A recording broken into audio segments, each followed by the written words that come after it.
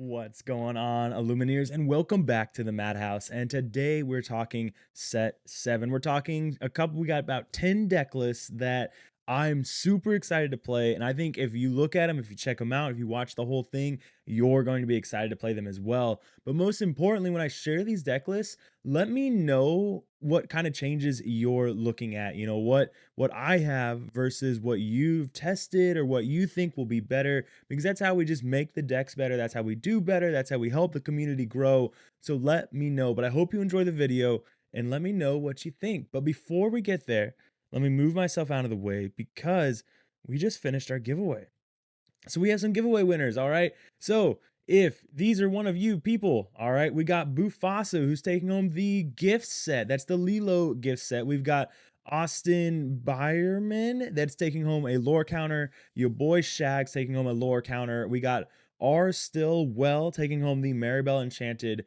We got Scoob taking home the Scar Enchanted, and we got Co8055 taking home the Trove. The Trove being sponsored by Safari Zone Collectibles. You guys, congratulations for winning. Thank you for following me. Thank you for supporting me. Thank you to all of you for supporting me and watching my videos and everything. We're going to do more giveaways. I love doing giveaways. I love giving back to you guys for supporting me. And Safari Zone loves giving back to you guys for supporting me and the store. So stick around. But if you are one of the winners, please I'll try and reach out to you if your YouTube name has contact information. Otherwise, join my Discord. That link is going to be in the description. Find me on Discord. I'll make sure my Discord name is in the description. Just find a way to get me your contact information, your mailing address, so I can get your awards to you, your winnings to you. So with that, congratulations. Let's do Disney trivia. Let's get to the deck list. And today's Disney trivia, for those that missed the last one, we talked about the most costume changes. And if you missed that part of the video where I revealed it, the answer was Tiana. All right, Tiana had the most costume changes in her movie. Now, this time, which Disney princess has no costume changes in their movie? All right, no costume changes. Watch the whole video. I'll tell you at the end. Moving on, our first deck list, we've got puppies. All right, if you are not the most excited in the world to play puppies, then you're playing Lorcana wrong. Okay, I don't know what to tell you. The only other explanation is that you're a cat fan and you're excited for Aristocats. Puppies is something that I've wanted to play forever. I'm getting closer and closer to 101 foil puppies. I'm now at 57. Okay, as of today, I love puppies. I have the sleeves behind me that I'm going to put this deck into, but this is where I'm currently at with it. Is it right? Who knows, right? We've never had a puppy deck that really worked. We tried some Pride Lands and Madrigal stuff before with Bruno. This time, is it going to be competitive? No, I don't think there's a world that can be competitive where these Dalmatians are 2/3s. They're just a little bit too easy to get rid of. But we got some great cards. Thunderbolt is awesome. Pongo is awesome. Perdita and Pepper, amazing. These canine crunchies, just making your puppies into 2/4s. And don't forget that where Thunderbolt's not a puppy, we do have puppies in Pepper and Lucky, not a puppy. So it's more than just your Dalmatian puppies. And then we have this awesome 99 puppies that people have to be worried about because it makes your characters just quest for a whole bunch. And then Lucky making your characters quest for a whole bunch. The deck has a lot of pieces. Is it going to be viable? No. Will it be fun for locals? Yes. Is there a world where maybe it can get more competitive? Maybe. Is it this list? Probably not. But this is where I'm starting because one issue with puppies is it needs to draw. But right now we're running 8 items, so you might as well run the most overpowered, insane draw engine in the entire game in Hiram Flaversham. And then, of course, why not try Rapunzel? Because you have a whole bunch of 2/4s. You have a 1/4, a 1/4, a 3/7. We have great Rapunzel targets, so we might as well try it. And then to top it off, or kind of to start the game off, I'm trying this ramp package because I really want to be doing more than just playing one puppy per turn. I want to be able to ramp into, the peppers, the perditas, the luckies, like getting into these big cards, even ramping into Hiram so I can start drawing all these cards. And that is all going to help a lot. So we have some aggro with daisies, of course. We can shift Thunderbolt to start, having this 3/7 bodyguard, which is awesome. Like, there's just a lot of opportunities here. And I think the deck can very well win locals. I have no doubt that you could win set champs with a puppy deck. Is it going to win nationals? No, I don't think it can, but you never know. Off meta does crazy stuff. Other things I want to do with this list, though, I want to try a non-ramp package because, and with that, we could do Stitch package. Maybe we could still try Pride Lands. And then, of course, maybe we can fit in Manners somewhere. So if you do get a big puppy kind of board, you can just kind of slam down a manor. And if you are ramping enough, because we have that option with some of these cards, then maybe you can slam down a manor during one of your turns where you're dropping other stuff. So I think manors are also worth looking into for this. Yeah, so I think manors could work. I think that's another option for this deck. But this is the deck that I'm most excited to play with, to try and just mess around with. I love it to death. All right. So moving on though, this is in no particular order. These are just thrown, other than puppies is the most excited deck. But next up, I do have Blurple. I do thoroughly enjoy Blurple. I enjoy the ramp aspect of it. I enjoy all the things that you can do with it, getting a whole bunch of ink. I like the deck. Am I great with it? No. Can I be? Maybe. But this is where I'm at with Blurple. And when I say this is where I'm at, this is mostly where JDRR is at. And I don't always, when it comes to these lists, I don't always take his suggestions 100%, but generally when we're starting off at the beginning of a set before I've tried the new stuff, yeah, I'm gonna go his direction because, well, he's the Blurple sensei. So with that, this is where we're at right now. We still got our ramp package. We're trying out Cogsworth right now because Cogsworth, it's Blue Steel is going to be a menace in this next set, okay? Blue Steel is going to be incredibly annoying and it's going to be everywhere. So we're opting to go hard into Blue Steel because the deck already does reasonably well against Red Blue. When we're running 4 Hades, we can shut down Red Blue rather well. On top of the libraries, you can just pump all these guys into libraries, and then your opponent they can't really remove your board because then you get to draw all those cards, and then you get to just refill the board. So now they have to figure out how do I remove the library first, and then B-Prep, and then Sizu, so things like that. So to run the Cogsworth, we are having to drop a couple cards. We dropped a Genie, we dropped a library, and we dropped a Broom. Of our one drops, we felt Broom was kind of the best one to drop at the moment because of Bell and Let the Storm Rage on turn 2, and then also Steel Song, and then Green Steel can also do it. So you want to keep your Diablos, and then just Churnabox Followers is just a menace to society. This 2/1 can just do so much more than the Broom. Broom is better late game, but we generally don't struggle late game. We struggle early game. So this is where we're at with this deck. Things that I want to try personally, just go heavy with manners. Then you can just slam down all these manners and say deal with it, okay? And then also Bell for Cogs might be an idea. You could go a ton of different directions. Bell, you could go. We've done 8 locations before, so maybe you go library, and you go 3 library and 3 manor. Why not? Remove the cogs and go manners. Blurple can go a lot of different directions, all right? So yeah, moving on. We've got my aggro song list. This is where I'm at with this. In my testing, it's felt really good. The only thing that I've really considered changing is cutting 1 Gantu for 1 Calhoun because of Blue Steel, because of Smee and Bell and all those other things that Blue Steel's doing. So that extra Calhoun might feel nice for that early game. But with this list, I found it to be incredibly amazing. I really have enjoyed this list. I think it's incredibly strong. I think it's great into Red Blue. I think it's great into Blue Steel. Despite what some people think, you don't have to start Cindy. If you're going against Blue Steel, you find out start Nala, start Daisy. All that's going to happen is Nala turns into a great Rapunzel target. Daisy turns into a great Rapunzel target. Penny onto Daisy doesn't get banished by Belle or Calhoun or Smee or Fox anymore. Like it, I've really enjoyed the list. And then, of course, against Red Blue, you can do something like Binja into a Gantu, into a Gantu, into a Pete.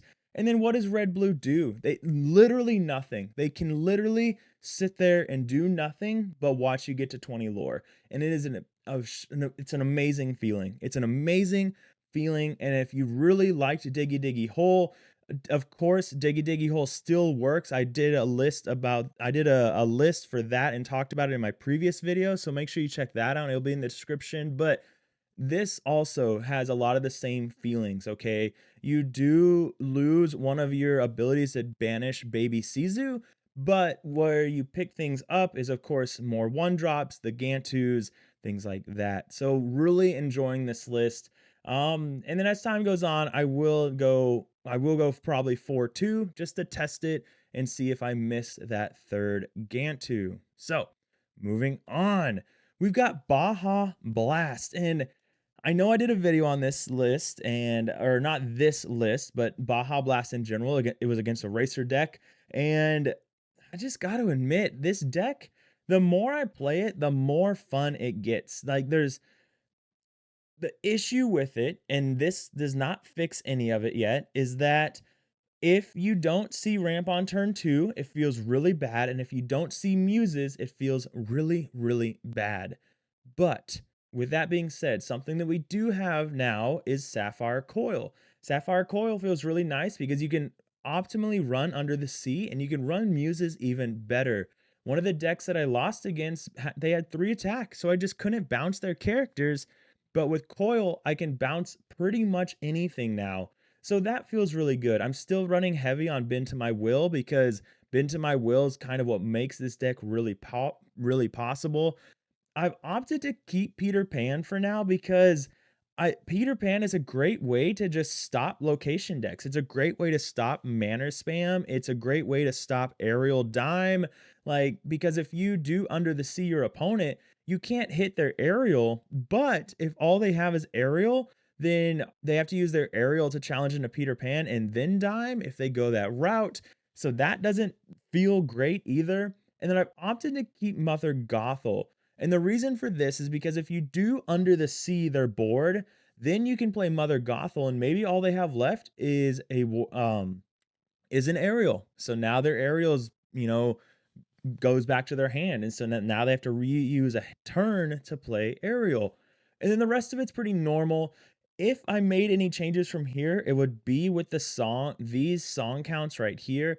Your Welcome is here to stay. With so many locations and items, Your Welcome is going nowhere. It's the best way for this deck to deal with items. I wouldn't play another card to deal with items personally.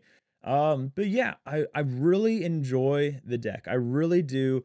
I want to try Emerald Coil, and I specifically want to try Emerald Coil because if you have Emerald Coil down and Peter Pan, you can give Peter Pan evasive, and then your opponents, unless they have an evasive character, can't quest that turn because they can't challenge Peter Pan. So it's really dirty, but it's really fun and it's really cool. So I have to do it though, I have to make room for it. And if I was going to make room for it, I don't know what I would cut right now. Maybe a couple Sapphire Coil, maybe a couple songs, but if I cut songs, that makes muses weaker, so that feels bad. Maybe one Bend to My Will. We'll try it. We'll figure something out, but giving Peter Pan evasive feels pretty awesome. I want to maybe try more Mother Gothel because Mother Gothel's kind of like a Lady Tremaine, not nearly as strong, not nearly as good because you can't bounce Lady Tremaine, but Mother Gothel is just a good answer to warded characters. And then Baymax, the dual ink version with the universal shift.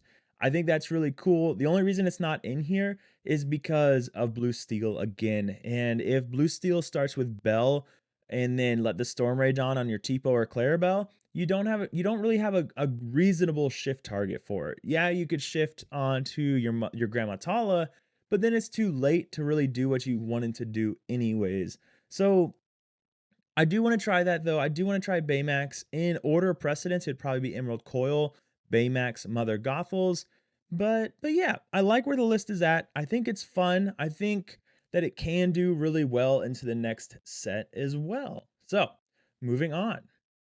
Blue Song is what I'm calling this. And this list is kind of a combination, it's a culmination of a lot of different things. It started with Artabax's list in his video, so big shout out to him.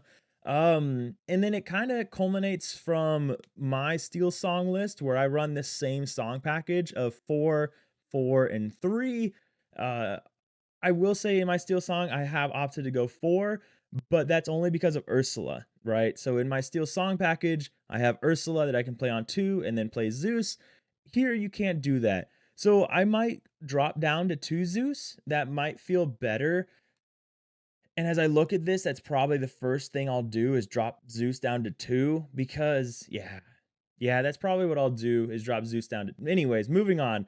I like this list. You have this heavy item spam. Do I like this list more than Steel Song? No. Like I'll be perfectly honest, no. But in the spirit of trying new things, and also I wanted to highlight this list because this is relatively close to what you guys will see from a more tempo blue steel that's not running the aerial dime package. And again, shout out to Artabax, but the list is just tight, right? You can play Bell on 1, let the Storm Rage on, or Strength on 2, and then you go into a Calhoun or a Smee on 2, and then you can go 3 Lawrence. Like you can even go Pete into red blue just to shut down them or shut down Steel Song. Then you can go Hiram to banish an item. Now you have 2 items in your discard, so when you play Tamatoa on your turn 6, you get to bring back 2 items, so you can draw 2, and then you can play 1 for free when he quests on turn 7. Like, there's just a lot of things that this deck can do, and it can constantly supply cards the way that Kiwi couldn't last set, right? Because it only had like Docs or Beast, whatever package you were running. But now you're running the most overpowered draw package in the game with Hiram, and then Tamatoa is just also drawing you cards, and you have good item removal with Binja. Just keep in mind that Binja is not a permanent way to remove items, okay? It's not hideaway, it's not your welcome. Like when you play Binja, it's only temporary. Like you need to win before they quest with never mind. When you play this character, return 2 item cards from your discard to your hand. So it's not the Tamatoa that when you quest you get an item, but you get the idea. If they have big Tamatoa, they're getting back their lucky dime. If they have this Tamatoa in their deck, all they have to do is play this Tamatoa to get back lucky dime. So just keep that in mind, right? This is mostly in here for coil anyways. This is the blue coil, right? The sapphire coil, but it's just a list that's annoying. This is, in my opinion, between this and Steel Song, unfortunately, Agro is all but unplayable next set. It feels bad because now you're gonna have to deal with both of them. But things I want to try, the Sticky Mickey shift package, because if you go that route, the problem with it is I don't think there's room for it, because if you do, you have to cut Manners. So you'd cut Captain Hook and Manners, and then one other card, maybe one Lawrence, and then you'd run the Sticky Mickey package. And the reason for that is because if you run the 1-drop Mickey with resist +1, they can't let the Storm Rage on or strength that before, if you're on the play, before you can shift your big Mickey. So now you can start controlling the board with Zeus. So that's an option. That is something that you can do. And then the other option is just go into back to a Kiwi package, right? With the Cogsworth and the Plutos and the Alice's, something like that.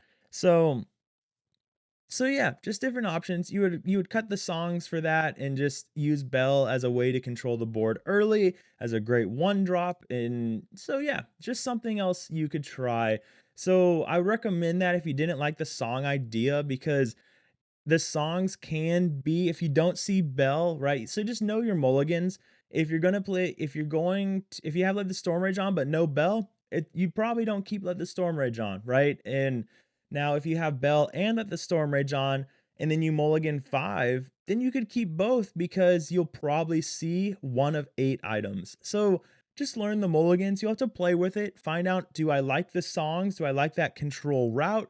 Or do I want to run the Kiwi package where I just quest out? My Alice is giving my characters ward and +1 lore, things like that. So next up on our list, we have Purple Steel. Calhoun is what I have, but just Purple Steel. And this list, if you look at it, all we've done is cut roses for Cobras and then cut Elsas for friends on the other side. That's it. Nothing fancy. This is actually like, I mean, it's four of everything, right? So with this, it's just burn. That's all it is. You're playing all these cards, you're trying burn out, you're just questing out. I think when I think about this list, when I think about Purple Steel, I always refer back to Melissa at the Southside Games 5K because a lot of people watched that game and she just kept burning them, right? That was her way to victory. She kept bouncing goats and things like that. And that's what you're trying to do with this list. Now you have Cobra, though, to gain 2 lore, but that's also why I've opted for 4 friends on the other side over Elsa's because you're discarding a card with Cobra. So you need to be able to replenish those cards that you're discarding. So again, this is kind of something that did start. It started from JDRR's set 6 package. I just cut those cards, and this is where I'm at with it. Things to try: White Rose, throw it in there, have more burn. I don't know what you'd cut. If you cut Crabs, you probably auto lose the Blue Steel, so I wouldn't go that route. If you cut Pete, that feels really bad, but maybe you're just trying to go so aggro you don't care. And then maybe more hyper aggro. Maybe just for giggles, you throw in Maleficence. Do I recommend it? No. Will JDR have bad words for me for saying that? Probably. But maybe there's a way you can go more hyper aggro. I don't think so because this is all pretty low cost stuff. So I don't know what you'd cut anyways. But yeah, I don't know. This is where I'd start though. I like the idea of Cobra. I like the idea that you're just heavy burn. That's what this is. Between goats, Cobras, if you run rows, all these 1-drops questing, so you can go 1-drop on 1, double 1-drop on 2, and then on turn 3 you go Cobra and maybe you quested and drew a card with Broom, and then on 4 you go Goat or Genie. Like, yeah, it just feels good. I mean, Blue Steel, they can't even remove Genie unless they use a Zeus or a Strength if they have 4 characters. So yeah, I like it. It feels nice. Moving on, we have, yeah, so these next two. These are lists that I built rather early on, and it was before we saw Bell. But I'm still excited to try them. And the reason for that is if Blue Steel doesn't get really popular, then I see these next two lists just really kicking butt. I see these next two lists just really doing a lot of damage to whatever meta you're in, but it requires Belle to not really be as good as we all think she's going to be. And I think, well, I don't think that's going to happen. With that being said, this is reminiscent of Frank Karsten's list from set 5, I believe. And it's really rather similar. I think the only things I changed is I added Tramp and I added Lady. And other than that, yeah, I think that's it. And other than that, you're just trying to cheat out things. You're trying to get Clarabelle down with, and then you can do like a 0 to hero to get a shift Clarabelle really early. You can get the shift Stitch really early, and then empty your hand, and you can just do a lot of crazy things. And then when your cards get banished, you have Lady to bring back 2 cards, and you have Lilo to constantly come back. You have Go-Go to close out the game. Lantern is the one thing that might need to be 0 to hero or something else because there's going to be a lot of item hate. So I don't think Lantern can stay anymore. Maybe 1-0 to hero and then something else. Looking at the list, I don't know what that is.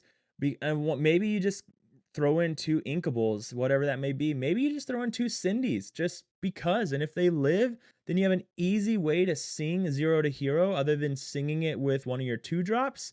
So that is an option, a bad option though, I feel like. So I don't know. It'll require some playing. So I guess over here where I say not sure, it needs to be something for lanterns. But I really like the idea of this list. I love you have 8 1-drops that quest for 2, Lilo quest for 2, on top of Piglet potentially questing for 3. Like, it's just a fun list. It's really cool. I enjoyed running it in set 6, and I think I'll enjoy running it in set 7 as well. And then next up on our list is another green yellow, but this one's more hyper aggro. Like this one, there's no trying to cheat things out with the Lantern 0 to hero. This one is just, I'm going to spam a whole bunch of characters, you're gonna have to answer them. And the thing with it is, again, I think Blue Steel just kind of craps on it. I did throw in the Mufasas here because you're not really upset about the Mufasa flipping any of these. Clarabelle's probably the worst one for you to flip, but other than that, they all kind of do something or are a little bit more difficult or to answer things like that. So I'm not upset really if it flips any of them. And I like the Chernobogs because Tramp really allows you to get an early Chernobogs or the possibility of an early Chernobogs. Mufasa could always flip Chernobog, so it's cute. And sometimes cute is fun. So yeah, just another green yellow aggro list that I think could have some possibility. I've found it to be extremely good into red blue. I've found that you just go so unbelievably fast that they never have time to do literally anything. And that is what's really sexy about this list. That's what I find beautiful about this list and the last list and the aggro song list from earlier. I love aggroing out red blue before they can get started. But Blue Steel and Steel Song really beat these lists up really hard. So we'll see. But I am excited to play it all the same. Green Yellow, it really was missing draw. And now with Lady, that is your pseudo draw package that works rather well. And then of course I've added Nalas for Rapunzel targets because now you have Daisy and Nala to be great Rapunzel targets. So it's just looking good. One thing you could try is the Lady and Tramp package. So you have the 1-drop Lady and the 2-drop Tramp. I personally don't like it. I think it's too conditional to run those and they be successful. You just, yeah. I mean, if you get one, do you throw them all back? Do you hard mulligan for the other? For a bad shift package kind of thing. Like, I don't know. I don't like those 8 cards personally. I think, these are going to be better 1-drops. I think these are going to be better 2-drops, but maybe we can try that out. Maybe a shift lady could come in handy at some point. Maybe. Yeah, moving on. Moving on, we have the last one, and this is just my set 7 Steel Song because set 7 or Steel Song will always be a part of me, regardless of what people are saying about Steel Song being dead or Steel Song not having a chance now because of the new bell. I think it still does what it does very, very well, and it cheats out songs to deal a lot of damage, and it's just incredibly annoying. I mean, 2-drop Ursula is incredibly great. If you play a Bell on turn 1, okay, you can beat up my Cindy, but good luck dealing with Ursula that's about to strength, or my Ursula that's going to Zeus your Bell, Zeus your Calhoun, Zeus your Smee. Oh, and if I tap it to Zeus your Bell and you hit it with Smee, well, thank you for the Rapunzel value. Like, I mean, I don't see Steel Song going anywhere. I really don't. The only reason it would is if because at your local meta, they just weren't huge fans of Steel Song at the time. And if you're not a huge fan of Steel Song, then you are probably going to go away from it because it didn't get a lot of new stuff, but it does get weaker into this set. It's no longer the powerhouse that it used to be, but it's still a great deck. It still runs Whole New World, which is incredibly broken. It still runs Ursula, which is great. It still runs Cinderella, which is awesome. Now, as far as this list goes, it is slightly different from my video the other day. I've opted to cut the Robin Hoods for now. And the reason for that is because Sticky Mickey, the same thing I said earlier, if Blue Steel plays Bell on turn 1, then now what can happen is I can then still have a shift package. I can still have the ability on turn 3 to sing Whole New World, to sing one of my songs, things like that. The only way they're removing Mickey Mouse is if they sing Strength of a Raging Fire on their turn 3 when they're on the play and do go that route. Okay, that's the only option they have. But meanwhile, I will probably have an Ursula or a Smee down. I'll probably have an Ariel or a Gaston down. So, or going to have them down. So do they use Strength of a Raging Fire on Mickey Mouse? Like, they're gonna have to think, all right. And that's kind of why I really like Mickey over right now. Now, the other thing I want to try is pennies over piglets. Now, if you cut piglets, you do get weaker into red blue. Cutting the Robin Hood package does make you weaker into red blue. And the reason for that is because you lose that potential draw from Robin Hood. The reason for Piglet is you lose potentially one lore from Piglet. But there are opportunities. Penny helps your blue steal. She still quests for 2, so it's still not bad, okay? I'm still on board with it. I still think it can be really good.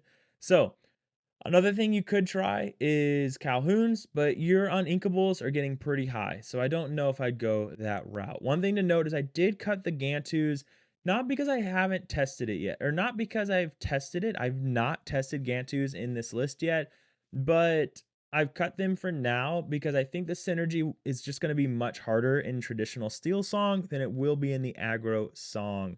So these are all the lists. All right, this is where we're at. Here's the Disney trivia. Which Disney princess has no costume changes in their movie? It's Pocahontas from her first movie. All right. So if you guessed that, let me know in the comments. Okay. Let me know if you were right. And also, if you have a piece of Disney trivia, put it down below. My buddy, here's another one for you guys. My buddy posted one in the comments and I couldn't get 100% answer, so I didn't want to use it. But what Disney villain has the most songs? Let me know what you guys think it is, okay? Chat GPT gave me an answer. Cloud AI gave me a different answer. Google has given me a different answer. So I have an idea, but let me know what you guys think that one is as well. So, but for this one, which Disney princess has no costume changes in their movie? Pocahontas, okay? If you don't believe me, go watch the movie. With that being said, ladies and gentlemen, those are the lists that I'm most excited for. Those are the lists that I'm going to be starting with testing. All right. If you're not a puppies believer, you better be an Aristocats believer because I don't know what else to tell you. But ladies and gentlemen, remember, I hope you have fun. Above all else though, stay happy and healthy, and until next time.